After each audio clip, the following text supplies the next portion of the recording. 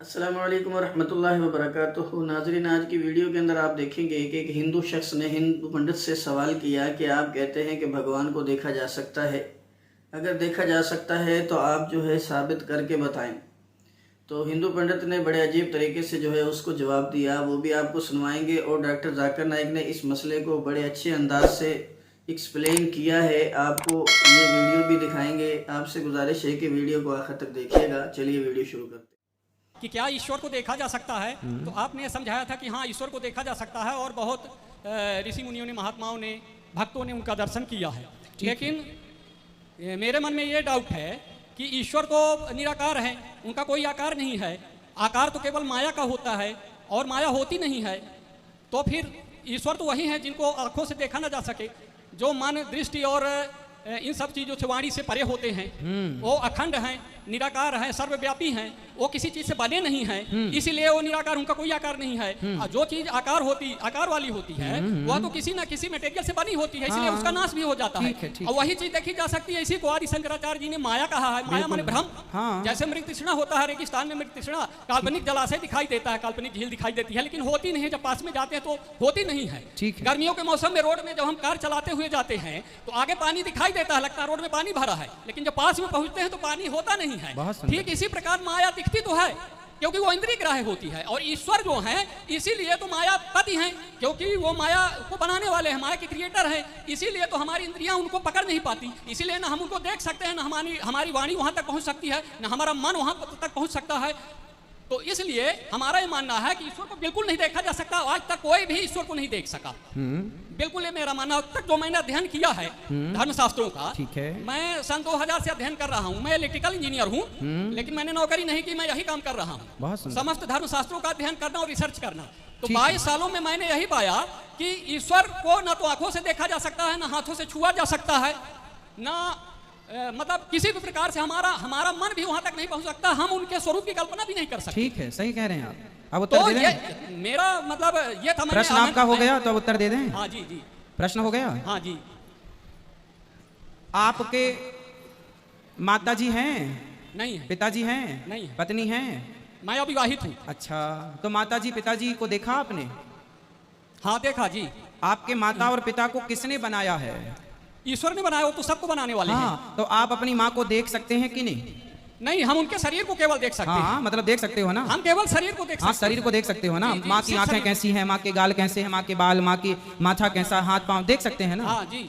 जब आपको ईश्वर ने बनाया है और आप ईश्वर की बनाई चीजों को देख सकते हैं, तो जिस परमात्मा की बनाई चीजों को आप देख सकते हैं, तो वो भगवान यदि चाहें कि आप हमें देख सको, वो इजाजत दें, तो वो आपको क्यों नहीं देख सकते? ईश्वर की बनाई वस्तु दिख सकती है। तो गोस्वामी तुलसीदास जी कहते हैं, भगवान को वही जान सकता है, सोई जाने जेहि देहु जनाई। जिसे भगवान जनाना चाहें जी, उसे भगवान अर्जुन को भगवान ने दिव्य चक्षु प्रदान कर दिए। तू अपनी इन आंखों से मुझे नहीं देख सकता, लेकिन मैं तुझे, भगवान ने, पक्षी होता है एक चील बाज, गरुड़ कह दो, वो पक्षी ना बहुत 100-200 किलोमीटर दूर का देख सकता है। हाँ या ना? बोलो हाँ। एक पक्षी होता है, वो बहुत दूर तक देख सकता है। आप मानते हैं इस बात को? नहीं, हमें मानते हैं केवल शरीर को ही हम देख पाते हैं। पहले सुनो, हमने कब कहा कि आप शरीर के अतिरिक्त कुछ आत्मा को तो नहीं देख अभी आत्मा पे आएंगे ना, पहले एक तो उत्तर दे दें। आप कभी आत्मा पे भी आ जाएंगे। पहले ये देखो कि शेर के पास शक्ति है शिकार करने की, कोयल के पास जितना बढ़िया सुर है, हम में से किसी के पास नहीं है। तो ईश्वर ने कोयल को एक सुर दे रखा है, मोर को सुंदर से पंख दे रखे हैं। ईश्वर ने एक एक चीज सबको दे रखी है। सर्वगुण संपन्न नहीं बनाया ईश्वर ने, सर्वगुण संपन्न तो भगवान है। अब ये बताओ कि जिस परमात्मा ने चंद्रमा बनाई, सूर्य बनाई, पृथ्वी बनाए, समुद्र बनाए, नदी बनाई, झरने बनाए, आपको बनाया, हमें बनाया, जिस परमात्मा ने सब कुछ बनाया, यदि वही परमात्मा चाहे कि आप मुझे देख सकें, अर्जुन को भगवान ने दिव्य चक्षु दिए तो देख पाए।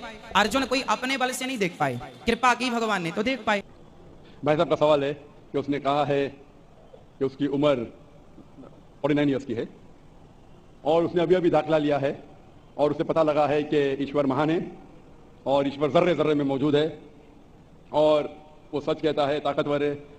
अक्सर चीजें आपने जो ईश्वर के बारे में कही है काफी हद तक सही है, लेकिन इसमें कुछ मिलावट थी आपकी हिंदू फिलॉसफी की और इस्लाम की मिलावट थी। आपने कहा कि ईश्वर यहाँ मौजूद है, सब जगह मौजूद है, और अगर मौजूद है तो दिखा सकते हैं क्या नहीं? पहला चीज ये हिंदू फिलॉसफी है कि ईश्वर सारे जगह मौजूद है। कुरान मजीद में अल्लाह ताला कहते हैं कि ईश्वर अर्श पे है, ईश्वर की ताकत सारी जगह मौजूद है।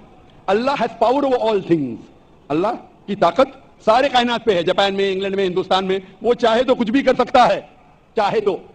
लेकिन ईश्वर सब जगह मौजूद है, ये किधर भी नहीं लिखा है कुरान में, ना कुरान में ना कोई भी सही हदीस में, क्या ईश्वर सारे जगह मौजूद है। ईश्वर अर्श पे है। और आपने कहा कि ईश्वर अगर मौजूद है तो जाकिर साहब ईश्वर को दिखा सकते हैं क्या नहीं?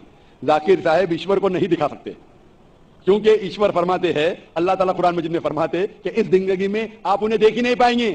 मूसा अलैहिस्सलाम का जिक्र आता है कुरान मजीद में। मूसा अलैहिस्सलाम हमारे पैगंबर, वो अल्लाह से दरखास्त करते हैं कि मैं आपको देख सकता हूं, मैं आप में मानता हूं कि आपको देख सकता हूं। तो अल्लाह ताला फरमाते हैं कि उस पहाड़ को देखो, उस पहाड़ को मैं एक झलक दिखा, मेरे पूरे अपने आप को नहीं दिखाऊंगा, एक झलक दिखाऊंगा, आप पहाड़ को देखो क्या होता है। तो अल्लाह ताला जब एक झलक दिखाते उस पहाड़ को देख के मूसा अलैहिस्सलाम बेहोश हो जाते। पहाड़ को देख के, ईश्वर को देख के, ईश्वर को तो कोई देख ही नहीं सकता है। ईश्वर को हम अगली जिंदगी में अगर इस इम्तिहान में सफलता पाएंगे, कामयाब होंगे, जब जन्नत में जाएंगे तो इंशाअल्लाह हदीस में आता है कि हम अल्लाह का वजह देखना चाहेंगे, उसका चेहरा देखना चाहिए। इस दुनिया में नहीं देख सकते, देख ही नहीं सकते, मुमकिन ही नहीं है। हमारे पैगंबर मूसा अलैहिस्सलाम भी नहीं देख सकते थे। तो आप अगर पूछेंगे कि अल्लाह मौजूद है तो दिखाओ। और एक चीज, मौजूद होने के लिए दिखना जरूरी नहीं है। और मैं मिसाल पेश करूंगा, कि एक शख्स आके एक नेक इंसान से पूछते हैं कि ये तलवार है और मैं तलवार से आपका हमला करूंगा, मैं इस तलवार से आप पर हमला करूंगा। आपका अगर ईश्वर है तो आपको बचा ले। पहले दरखास्त होती है आदमी से कि अगर ईश्वर है तो आप हमला करो और मुझे बचाओ। तो ये धार्मिक इंसान कहते हैं कि आप मुझ पे हमला करो और अगर ईश्वर है तो मुझे बचाएंगे।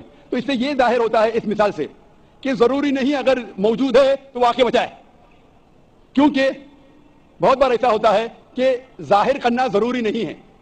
मिसाल के तौर पे ये हवा मौजूद है, हमें दिख रही नहीं, क्योंकि हवा नहीं दिखती उसका मतलब नहीं कि हवा नहीं है। हवा अगर नहीं दिखती उसका मतलब नहीं कि हवा मौजूद नहीं है। तो ये एक तरीका है कि जाहिर होना, देखना जरूरी नहीं मानने के लिए कि वो चीज मौजूद है कि नहीं। इसी तरीके से हम इंसान खुदा को देख नहीं सकते इस जिंदगी में। आखिरत में इंशाअल्लाह हम अगर सफलता पाएंगे और जन्नत में जाएंगे तो देख पाएंगे। नाज़रीन, उम्मीद है आपको ये वीडियो पसंद आई होगी। अगर ये वीडियो पसंद आई हो तो हमारे चैनल को सब्सक्राइब कर दीजिएगा, वीडियो को लाइक और शेयर कर दीजिएगा, बेल आइकन को प्रेस कर लीजिएगा ताकि हर नई आने वाली वीडियो आपको ज़रूर मिल सके।